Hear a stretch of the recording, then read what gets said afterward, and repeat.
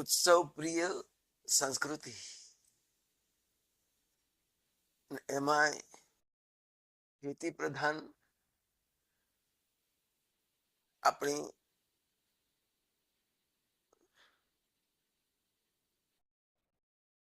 વ્યવસાયની પરંપરા આપણને ઉત્સાહ અને આનંદ જે મેળવવા માટેના પર્વો છે, એમાં ચોમાસું પૂર્ણ થયા પછીથી ખેતીમાંથી ઘરમાં આવતું અન્ન,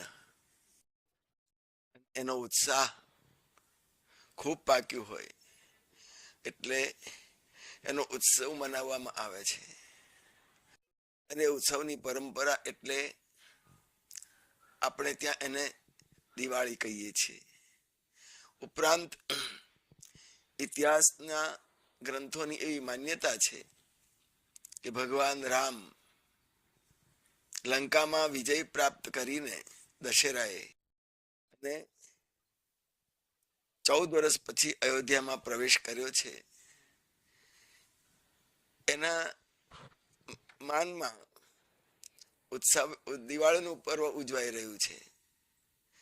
અને એ દિવાળીનું પર્વ જ્યારે આપણે ત્યાં આવી રહ્યું છે, સૌ આપણે સનાતની હિન્દુ આપણા ઘરના આંગણાને રંગોળીથી સજાવીને, સમજણના દીવા પ્રગટાવીને દિવાળી અને નવા વર્ષને હર્ષોલ્લાસથી ઉજવીએ.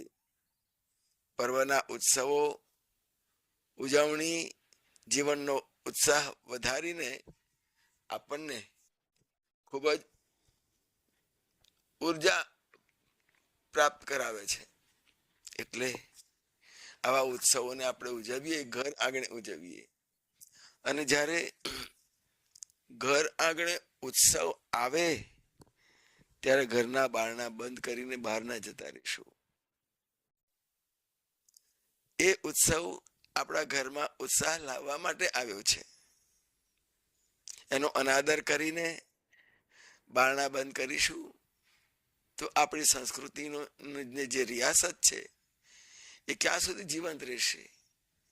એટલે આ બાબતે ગંભીરતાથી વિચારીને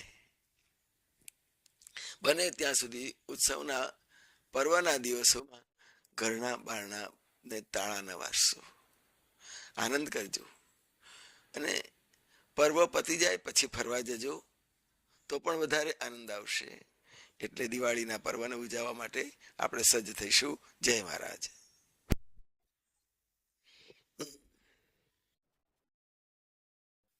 તેના ઉત્સવની થી સૌનો અભ્યુદય થશે.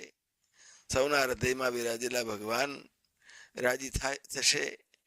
સૌના ઉપર જય મહારાજની કૃપા દૃષ્ટિ બની રહેશે. અને એકાદશીના ઉપવાસ વડે આપણે દિવાળીના ઉત્સવનો આરંભ કરીશું. જય મહારાજ.